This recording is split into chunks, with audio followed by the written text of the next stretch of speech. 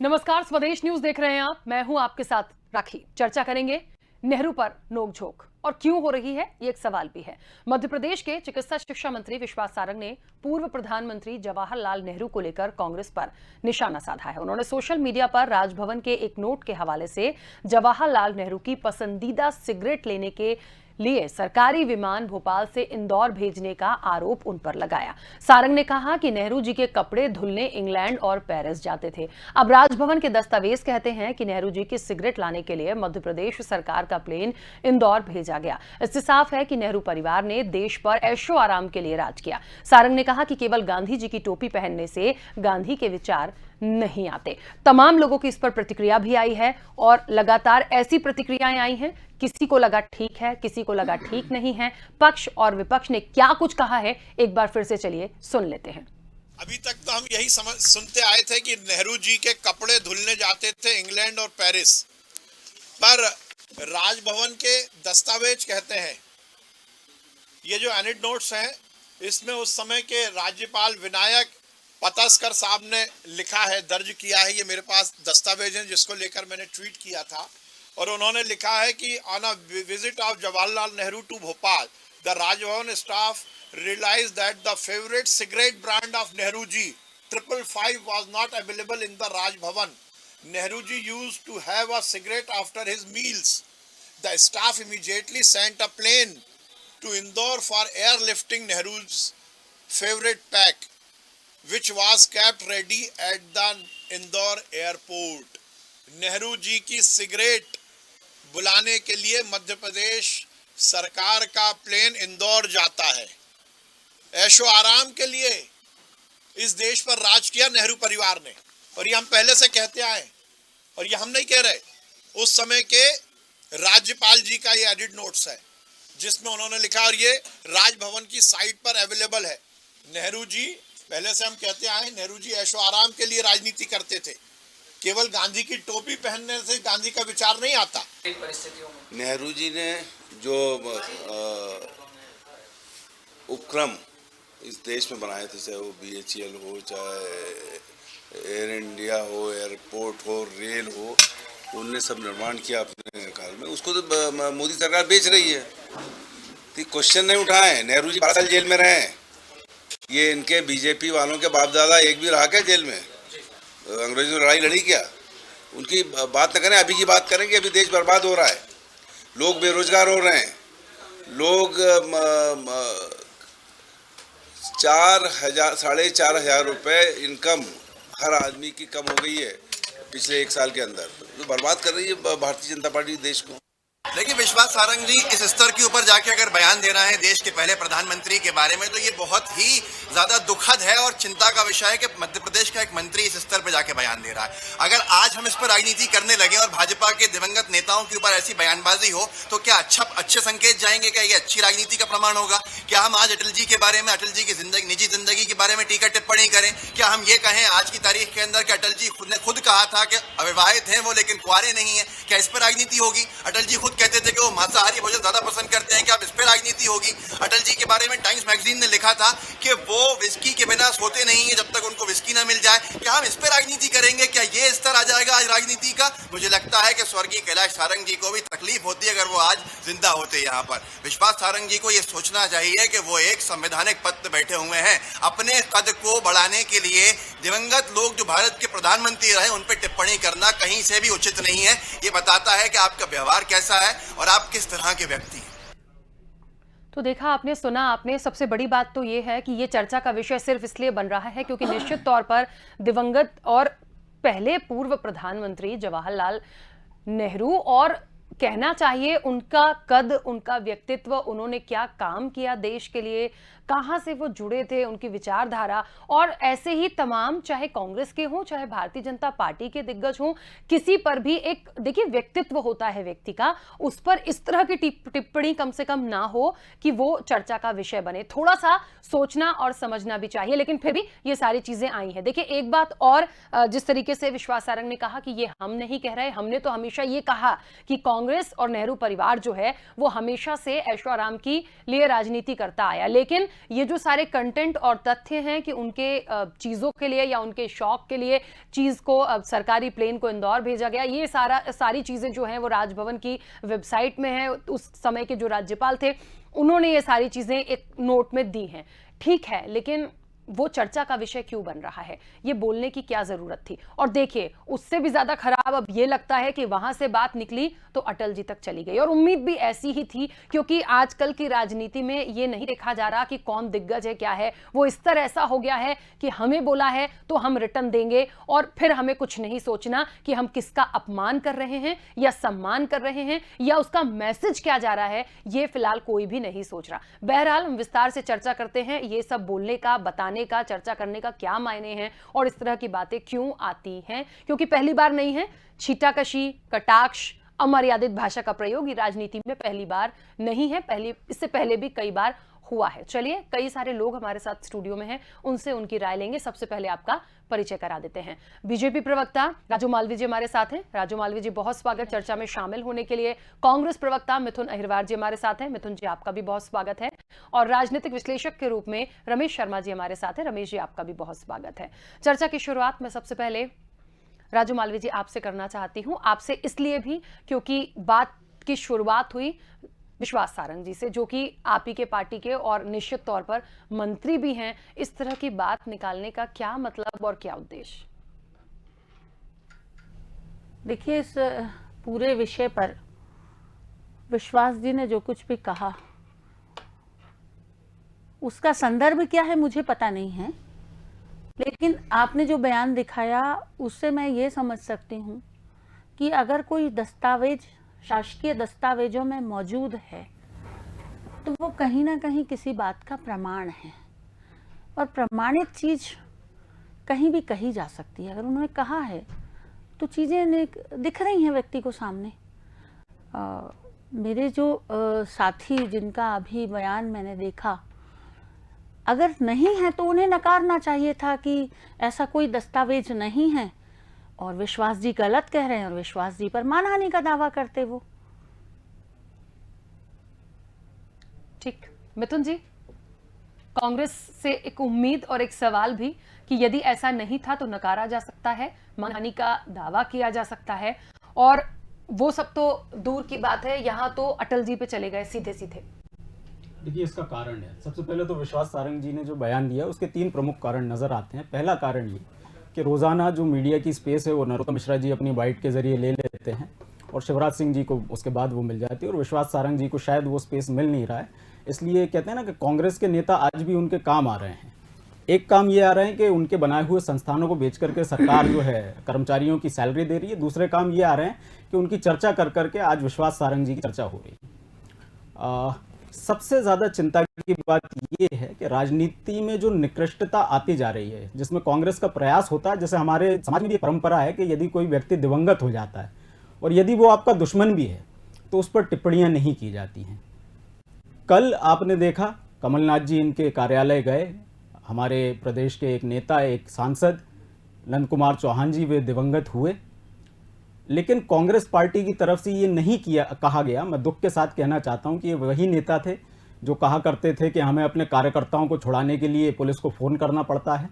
ये वही नेता थे जो एक टोल प्लाजे पर एक कर्मचारी को थप्पड़ मारते हुए कैमरे में कैप्चर हुए थे। ये बातें मुझे क्यों करनी पड़ रही है? मैं इस बात का एहसास दिलाना चाहता हूँ कि परंपरा ठीक नहीं है।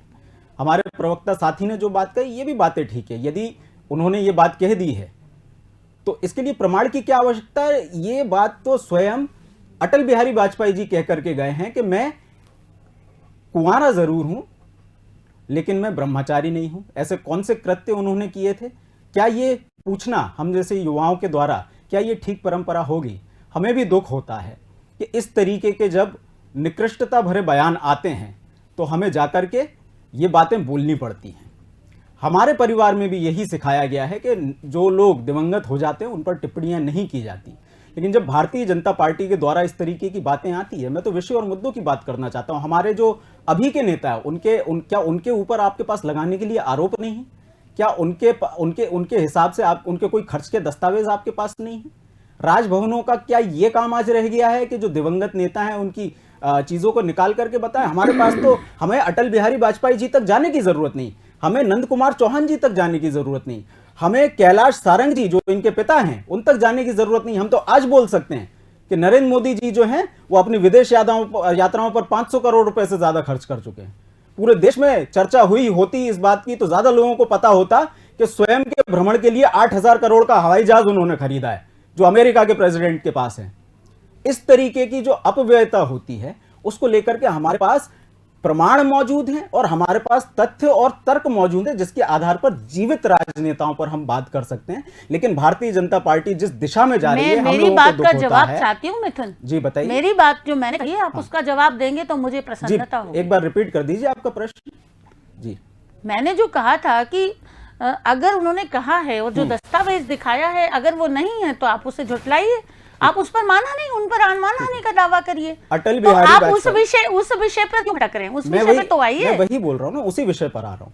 मैं कहता हूँ अटल बिहारी वाजपेयी अगर अय्याशी करते थे, अगर मैं ये कह दूं तो आप मुझ पर मानहानि का दावा करेंगे?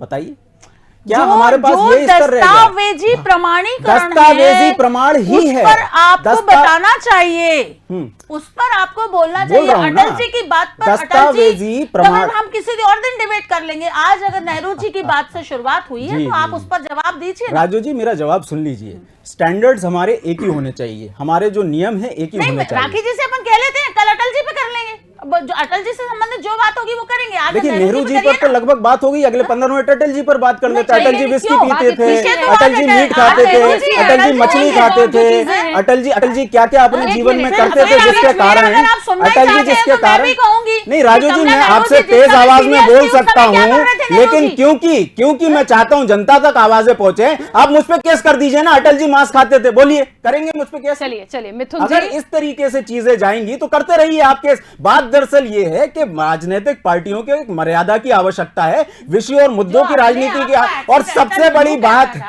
हाँ पूछ लीजिए, इस देश की चीजों के साथ, जो इस देश की भूमि के साथ मजाक कर सकता है, उस व्यक्ति के बारे में सही दस्तावेज कहा गया तो मिर्ची लग रही है। तो अटल बिहारी वाजपेयी, अरे नंद कुमार चौहान कल दिवंगत हो गए, क्यों मारते थे लोगों को वो? क्यों गलत बात है ये।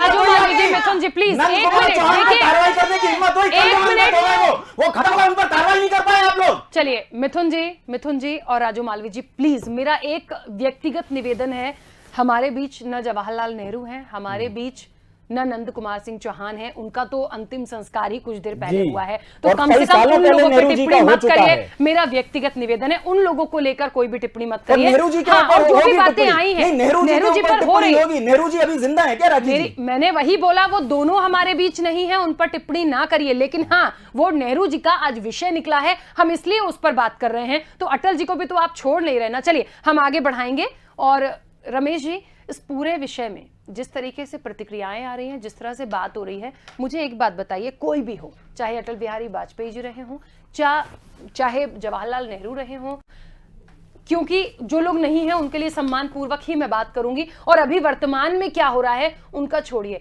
उनका जो लाइफस्टाइल था, वो जो राजनीति करते थे, वो जिस कद पे थे, जिस पद पे थे, उनको जो चीजें फैसिलिटीज मिलनी थी, उनके लिए जो हो सकता था वो सब उनने किया, और ऐसा मुझे लगता है सबने अपने अपने समय में किया होगा। उस पर इतनी ज्यादा छींटाकशी आज की समय में क्यों हो रही है?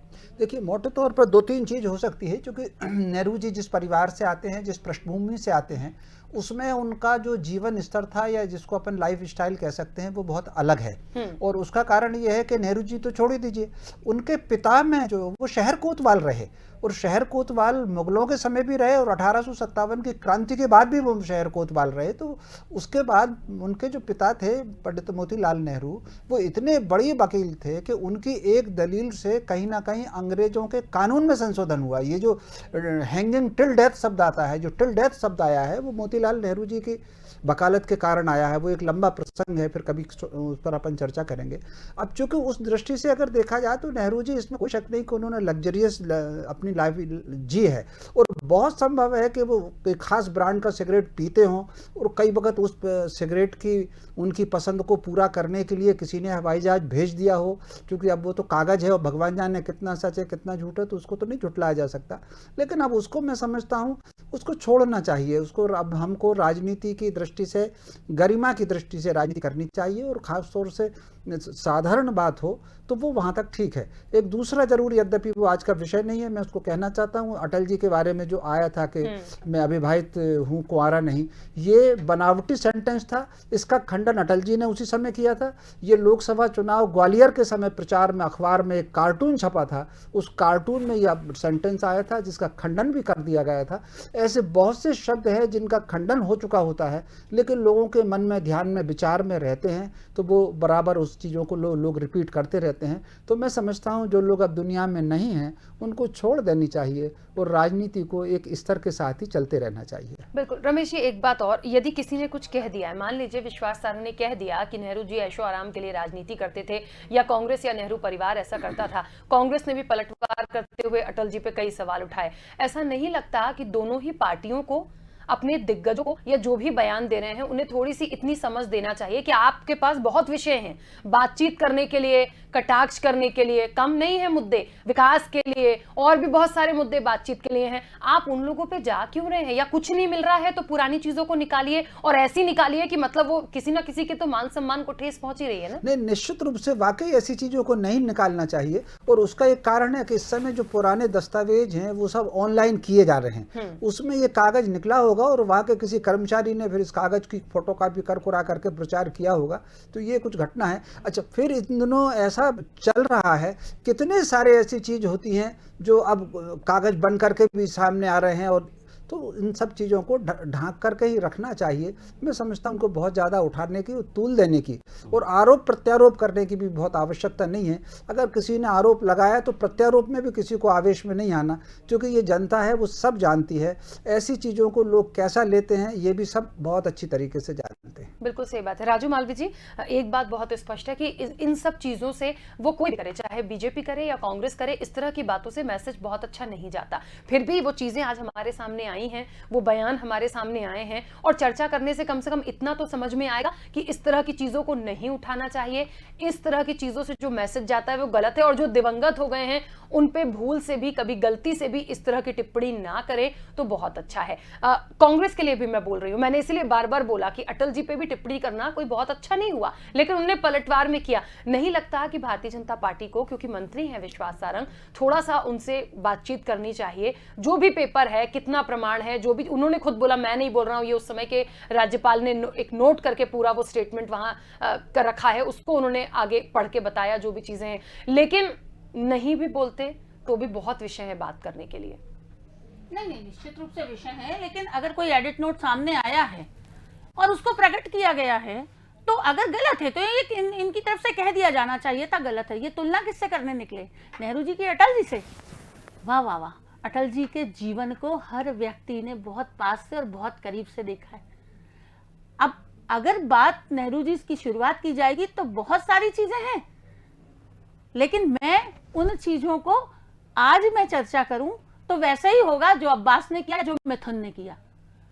कहा तो बहुत कुछ जा सकता है कि जब भारत चीन युद्ध हो रहा था तब नेहरू जी क्या कर रहे थे, देश की जमीन के लिए बंजर जमीन कहकर के किस तरह से उसका अपमान किया गया था, किस तरह से अपने आप को एक्सीडेंटल हिंदू कहा गया था। और फिर अगर व्यक्तिगत जिंदगी पर जाऊं तो वो बहुत सारे ऐसे रहस्य और राज हैं जिनको पूरी दुनिया जानती है, और मैं कह करके उसको वो नहीं करना चाहती। लेकिन कहीं ना कहीं जिस तरह से आपने प्रश्न उठाया कि कोई भारतीय जनता पार्टी से संबंधित कोई जेल नहीं गया, इतिहास पढ़ना अलग बात है, इतिहास को झूठा साबित करना और नकारना कोई अगर सीखे तो कांग्रेस से सीख ले।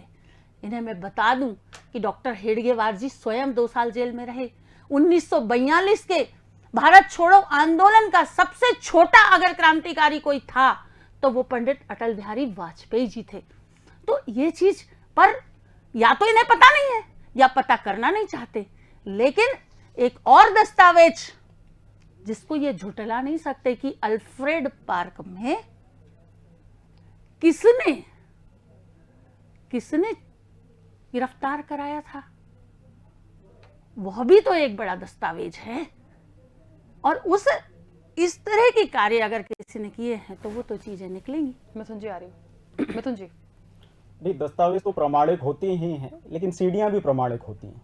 मध्य प्रदेश के एक दिवंगत नेता की सेक्स सीडी आई थी, वो भारतीय जनता पार्टी के लोग उसे कितना सही मानते हैं, कितना गलत मानते हैं, और उनके दिवंगत होने के बाद यदि हम लोग बात करें तो कितनी स्वीकार्यता भारतीय जनता पार्टी को मिलेगी, ये सोचने वाली बात है। कर्नाटक के एक मिनिस्टर ने आज इस्तीफा दिया है, उनकी सेक्स सीडी निकली थी, उसके कारण भारतीय जनता पार्टी के लोग उस पर बात नहीं करना चाहते, क्योंकि वो उनके लिए इतिहास नहीं है, और वो उनके लिए दस्तावेज भी नहीं है, और वो उनके लिए प्रमाण भी नहीं है। तो भारतीय जनता पार्टी के यही दो स्टैंडर्ड्स हैं। कौन सा नेता कब कहां था, बिल्कुल नरेंद्र मोदी जी अपनी फोटो खिंचवा रहे थे, अपनी वाइल्ड लाइफ फोटोग्राफी और अपनी वीडियो बनवा रहे थे डिस्कवरी चैनल के लिए जिस दिन पुलवामा का अटैक हुआ था। तो भारतीय जनता पार्टी के नेता कब कहां रहते हैं, वो हमारे पास भी जानकारी होती है। राजू जी, फिर आप बीच में बोलने लगी, फिर मुझे कहा जाता है कि मैं चिल्लाने लगता हूं। मेरी बात आप पूरी होने दीजिए। जब तथ्यों और तर्कों के आधार पर बात होती है, हो सकता है आप मेरी बात से बहुत ज्यादा अग्री ना करते हो, लेकिन सुनिए, मैं भी सुनता हूं। आप लोग कई बार झूठ बोलते हैं। बात दरअसल ये है, मैंने जिस बात से शुरुआत की थी, एक तो मध्य प्रदेश के इतिहास में सबसे काला जो बजट आया, उसको दबाने के लिए भारतीय जनता पार्टी के लोगों द्वारा अगले 2-3 दिन ऐसे ही बयान दिए जाएंगे जिससे कि प्रदेश के मुद्दों पर बात नहीं की जा सके। नेहरू जी इस प्रदेश के थे क्या?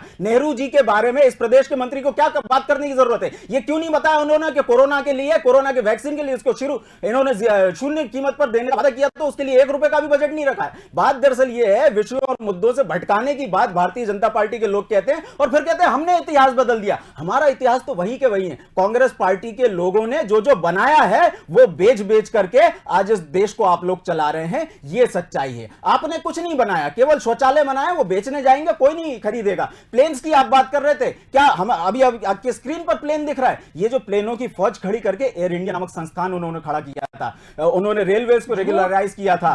इसके साथ साथ आपको नहीं, आजादी के पहले रेल बन चुकी थी, आपने सुना? मैंने कहा रेगुलराइज किया था। रेगुलराइज का मतलब आपको पता है राजू जी? रेगुलराइज का मतलब आपको पता है? मैंने कहा रेगुलराइज किया था। उसके बाद पटरियां नई उन्होंने बिछाई, नई कोचेस चलाई, जगह जगह रेलवे की कनेक्टिविटी को उन्होंने बढ़ाया। देश का बंटवारा उन्होंने किया, ये भी तो स्वीकार करो। हाँ बिल्कुल, पाकिस्तान का भी बंटवारा पाकिस्तान का बंटवारा इंदिरा जी करके गई थी। पाकिस्तान का बंटवारा इंदिरा जी करके। चलिए आप बताइए, अटल बिहारी वाजपेयी, मुझे लगता है एक एक करके बोलिए तो अच्छा रहेगा। Please Mithun ji, राजौमाली ji, please एक एक करके बात कीजिए ना। राखी जी, मैं ही बोल रहा था, मेरे टर्न में एक करके बोलिए प्लीज। एक एक करके उनको भी आप बोलिए। फिर कहा जाता है कि मिथुन एक बार चिल्लाने लगता है। मेरी बात तो आप लोग पूरी हो जाने चाहिए।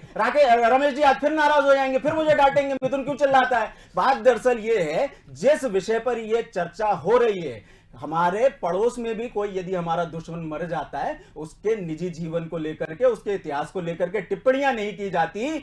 करीब 50 छू रहे विश्वास सारंग जी को अब ये बात समझ आनी चाहिए, ना शक्ल, ना अकल, ना दिल, ना दिमाग, ना आवाज, ना अंदाज, किसी भी मामले में वो हमारे दिवंगत नेताओं को मैच नहीं कर सकते।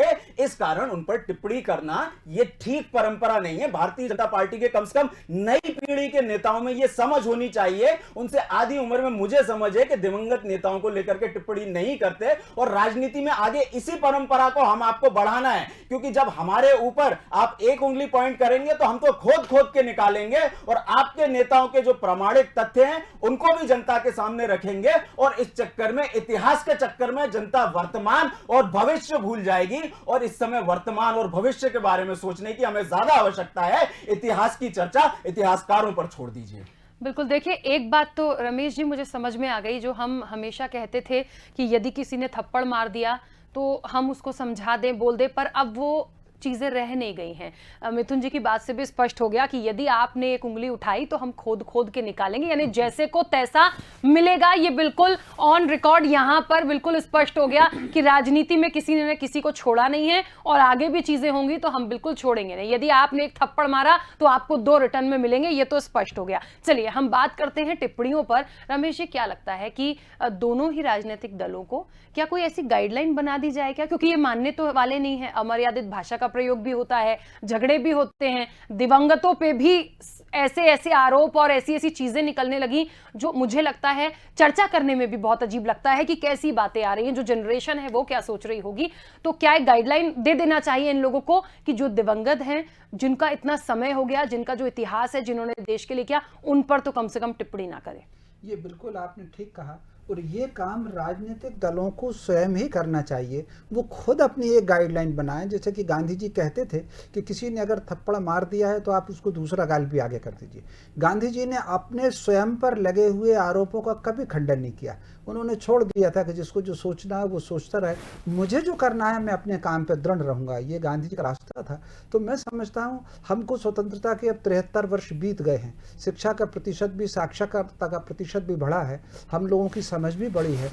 मैं समझता हूँ प्रत्येक राजनीतिक दल को एक ऐसी आचार संहिता तो खड़ी करनी ही चाहिए कि हमको इस सीमा से आगे नहीं जाना है। आरोप भी अगर लगाना है तो इस सीमा तक लगाना है, वर्तमान में अगर लगाना है तो किस पर लगाना है, और दिवंगत को अगर लगाना है तो वो बातचीत किस सीमा तक हमारी होनी चाहिए।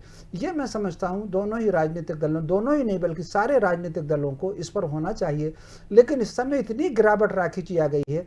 मैं पिछले दिनों देख रहा था, मैं किसी का नाम नहीं लूँगा, एक दिवंगत राजनेता जो बहुत बड़े रहे दिवंगत राजनेता, उनको लेकर के सोशल मीडिया पर एक फोटो वायरल हो रहा था, एक कहानी वायरल होती और उस पर बहुत सारे लायक अनलायक कमेंट्स आते हैं। मैं समझता हूँ समाज को भी और राजनीतिक दलों को भी इन सब चीज़ों से तो अब अलग होना चाहिए, ऊपर उठना चाहिए। हम दुनिया में सबसे बड़े प्रजातंत्र हैं। हम अगर ये दावा करते हैं कि हम विश्व गुरु रहे हैं और ये दावा करते हैं कि आने वाला भविष्य हमारी शिक्षा और हमसे ज्ञान लेगा, हमसे सीखेगा, हमारा अनुसरण करेगा, तो हमको स्वयं अपनी आचार संहिता बना ही लेनी चाहिए। बिल्कुल ठीक है, क्योंकि समय की सीमा है। कुछ कहना चाहती हैं राजू मालवीय जी?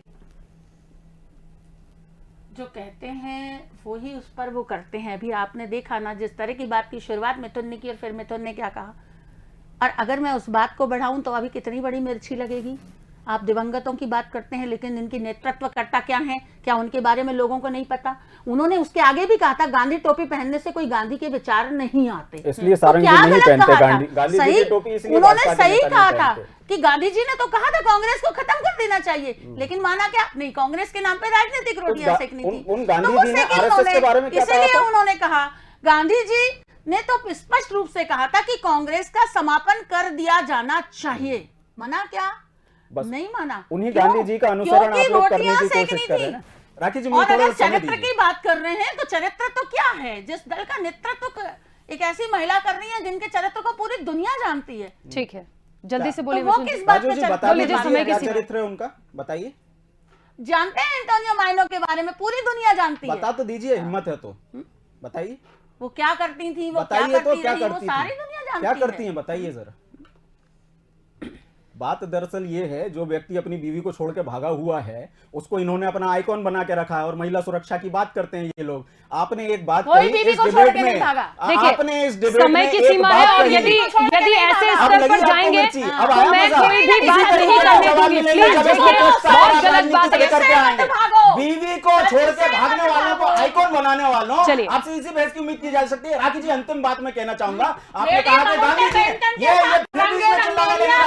अंतिम बात पूरी होने दीजिए। आप नहीं जवाब दे पाएंगे राजू जी, छोड़ दीजिए। बीवी को छोड़ के भागने वाले को अपना आइकॉन बनाते रहिए, अपनी माँ को छोड़ के भागने वालों को अपना आइकॉन बनाते रहिए। ठीक है मिथुन जी, गांधी जी ने ये बिल्कुल ठीक बात कही थी, एक थप्पड़ मारे तो दूसरा गाल आगे कर देना चाहिए। 70 साल से कर रहे थे, रोज एक थप्पड़ ये लोग मारते हैं। एक समय तो आता है जब जवाब देना पड़ता है, क्योंकि अत्याचार करने से ज्यादा जिम्मेदार अत्याचार सहने वाला भी होता है। अब तो जवाब मिलेंगे। चलिए देखिए, ठीक है मिथुन जी, माँ और बीवी को छोड़ के भागने वालों को अपना आइकॉन बनाने वालों, आप लोग चरित्र की बात करेंगे। माँ और बीवी को छोड़ के भागने वालों को अपना आइकॉन बनाने वालों, मुझे लगता है मिथुन जी और राजू मालवीय जी प्लीज चुप हो जाइए। देखिए समय की सीमा है और इसका कितना गिरता जा रहा है, और गिरे उससे पहले देखिए समय की भी सीमा है। आप सभी मेहमानों का बहुत शुक्रिया इस चर्चा में शामिल होने के लिए। तो आपको बता दें कि चर्चा हो रही है, नेहरू पर बात हो रही है, नेहरू पर नोकझोंक, और नोकझोंक पे देखिए स्तर कहां से कहां चला जा रहा है। निश्चित तौर पर उम्मीद इतनी नहीं थी। चर्चा से ये लग रहा था कि कम से कम जिस तरह से हमने और रमेश जी ने भी इस बात को बोला कि खुद ही राजनीतिक दलों को समझना चाहिए कि ऐसी कोई टिप्पणी ना करें जिससे किसी भी राजनीतिक दल के या किसी भी दिवंगत नेता के मान सम्मान को ठेस पहुंचे। लेकिन आप उस पे टिप्पणी बिल्कुल कर रहे तो मैं चुप रहूं? बिल्कुल, देखिए समय की सीमा है। आप सभी मेहमानों का बहुत शुक्रिया इस चर्चा में शामिल होने के लिए। और देखिए नेहरू पर नोकझोंक शुरू हुई, एक बयान से शुरू हुई, लेकिन इसको खत्म होना चाहिए। मैं तो यही चाहूंगी कि इसी वक्त से खत्म हो जाए, लेकिन चर्चा निकले, कहते हैं बात निकलती है तो दूर तलक जाती है। तमाम प्रतिक्रियाएं आई हैं, कोई किसी से कम नहीं पड़ता, लेकिन हाँ, बात सम्मान की है और निश्चित तौर पर आप एक चीज को निकालेंगे तो बहुत सारी चीज निकलेगी, लेकिन ऐसा नहीं होना चाहिए। मैसेज अच्छा नहीं जाता है। निश्चित तौर पर दोनों राजनीतिक दलों को, दोनों पार्टी के जो दिग्गज हैं, जो मंत्री हैं, उन्हें दिवंगतों के लिए ऐसी कोई भी अमर्यादित भाषा का प्रयोग या ऐसी टिप्पणी नहीं करना चाहिए। चलिए, फिलहाल चर्चा में इतना ही, दीजिए इजाजत, नमस्कार।